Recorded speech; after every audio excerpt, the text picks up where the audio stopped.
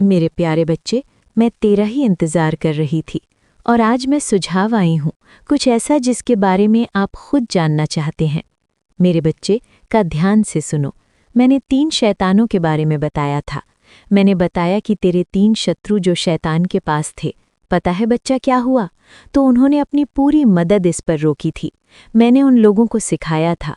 उन्हें लगा था कि ये तांत्रिक अपनी सारी संकट का समाधान कर सकता है। तीनों टूट जाएंगे। उन्होंने अपने धन के नमूने, मेहनत से कमाई की दुकान और न जाने क्या क्या उस शौक पर खत्म कर दिया था। उन्होंने बलि के नाम पर बच्चे, मुर्गे की और कबूतर की बलि का नाम भी बताया था।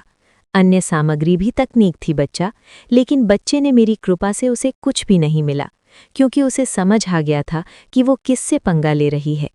लेकिन जब मेरे बच्चे को पता चला कि वे शैतान हैं, तो उन तीनों ने सोचा कि हम एक साक्षात्कार के लिए जाएंगे और उस व्यक्ति से पूछेंगे कि कोई क्यों उस इंसान का कुछ नहीं कर पा रहा है। मेरे बच्चे ने अब एक और नए तरीके से अपने सवालों का हल खोजने की कोशिश की थी। वे किसी और विद्वान के पास गए। ये विद्वान भी एक प्रकार से शैतान ही था, लेकिन वो अपने ज्ञान और समझदारी से गेम खेलने वाला था। वे आपके शत्रु के पास गए और उन्होंने उससे पूछा कि डॉक ने हमारे पैसे बड़े पैमाने पर देने का वादा किया था, लेकिन हमारा काम क्यों नहीं हुआ? क्या कहा गया था, या फिर ऐसी कोई शक्ति है जो हमारे काम को रोक रही है? जब ऐसे सवाल किया तो उस विद्वान ने सबसे पहले अपनी बात ध्यान से सुनी। उन्होंने बड़ी चतुराई और चालाकी सीखी थी।